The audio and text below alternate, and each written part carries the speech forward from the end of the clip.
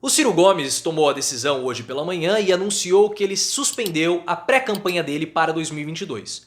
E o motivo que fez o Ciro Gomes suspender a pré-campanha dele foi a pataquada do PDT nessa madrugada, que votou favorável à PEC dos precatórios, também conhecida como PEC do calote, que foi uma vitória do Arthur Lira, conhecido também como Princeso da Barra de São Miguel. E foi uma vitória do Lira porque sem o PDT, e aí que está o motivo de toda a polêmica, a PEC não teria sido aprovada. Porque o Lira ele aprovou a PEC na rapa do tacho. Eram necessários 308 votos, ele conseguiu 312 votos. Então os votos do PDT foram votos essenciais para a aprovação da PEC. E eu não vou criticar os deputados do PDT por terem votado sim, sendo que a liderança do partido orientou a votação em sim. Porque se a liderança orientou, os deputados têm que cumprir o que foi combinado. Nós cobramos essa coerência dos partidos e também dos deputados. A crítica tem que cair em cima da liderança do partido, que tomou essa decisão, uma decisão esdrúxula, criticada inclusive pelo Ciro Gomes, que não gostou, pelo menos publicamente fez uma publicação no Twitter, falando que iria suspender a pré-campanha dele para resolver esse problema interno. E é mais uma bola nas costas que o PDT dá no Ciro Gomes. O Ciro Gomes, assim, ele não precisa de adversários, porque os amigos dele prejudicam mais do que qualquer adversário. E aí depois, não faz sentido o Carlos Lupe, presidente do partido, depois da pataquada que foi feita nessa madrugada, falar que vai entrar com uma ação no STF. Não adianta, meu amigo. Não adianta. O partido fez uma bobagem e agora arquem com as consequências. E o Ciro Gomes, pelo menos, ele aprendeu. A duras penas, mas ele aprendeu. Ele aprendeu que ele não precisa mais ficar tomando porrada da opinião pública por ações de terceiros.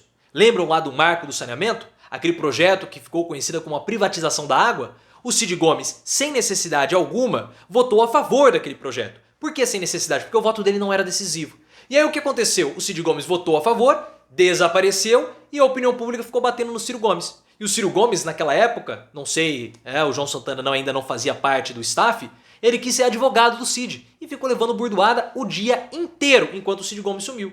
Sendo que era muito melhor o Ciro Gomes naquele momento ter falado, olha, eu sou uma pessoa, o Cid é outra, ele tem as convicções dele, eu tenho as minhas. Eu votaria não, ele votou sim, o problema é dele. E foi exatamente isso que o Ciro Gomes fez hoje com o PDT. Mas isso, pessoal, é o melhor exemplo do que algo que eu já falava há muito tempo, né, quando a gente estava acompanhando mais a fundo as campanhas dos partidos, desses pré-candidatos, que eu falava do principal problema do Ciro Gomes, que é essa falta de coesão do partido. O PDT é um partido que as pessoas não sabem muito bem o que é.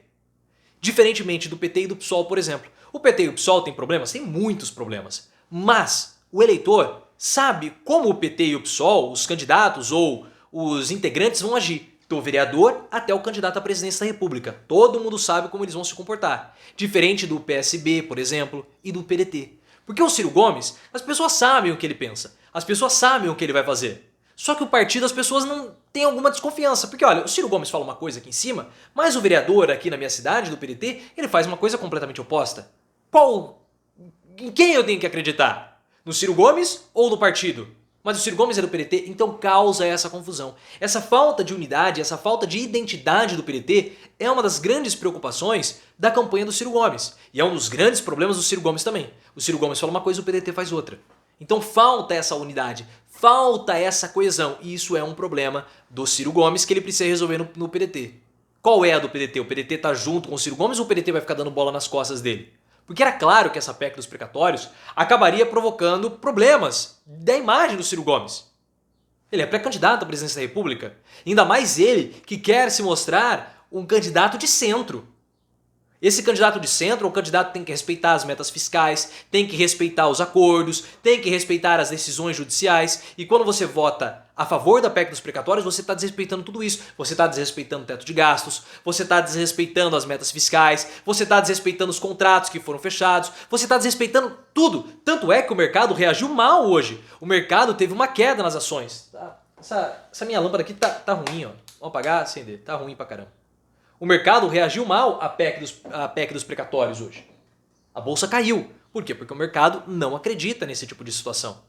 Então foi uma enorme bola nas costas do PDT com o Ciro Gomes, uma punhalada de verdade que atrapalha a candidatura do candidato, que é o grande nome do partido. É o grande nome do partido. Vai disputar a presidência da República, o Ciro Gomes está em terceiro nas pesquisas, está empatado com o Sérgio Moro, da terceira via é ele que está liderando. Ah, mas tem 9%. Não interessa que tem 9%. Quem tá liderando é ele. Primeiro é Lula, depois Bolsonaro e terceiro é o Ciro Gomes. E o partido vem e dá essa punhalada nas costas. É um problema interno que ele vai ter que resolver, mas isso é algo que já vinha há muito tempo. Esse é o problema do PDT. Falta unidade partidária, falta coesão partidária, falta identidade partidária para o PDT. O Ciro Gomes, ele está no partido, ele conhece muito bem, ele vai ter que saber lidar com essas situações. Ele vai retomar a campanha dele futuramente. Agora, a gente tem que ver o seguinte. A PEC dos precatórios ela foi aprovada em primeiro turno. Tem um segundo turno ainda. Será que o PDT vai rever a sua posição e votar não? Não sei, tem que ver. Porque o Arthur Lira ele está ameaçando junto com o governo federal e eles já estão fazendo caça às bruxas àqueles que votaram contra a PEC a PEC do calote. E vocês sabem que caça às bruxas significa redução do orçamento paralelo. Esse orçamento paralelo é o mensalão do governo Bolsonaro, pessoal. É o mensalão do governo Bolsonaro. Mas vamos ver o comportamento agora do PDT, porque foi duramente criticado. Será que eles vão voltar atrás? Vamos ver. Se você gostou, clique no botão de gostei, ative as notificações, me siga no Instagram, canal Profiléu, e também no Twitter, @ProfiléuOficial.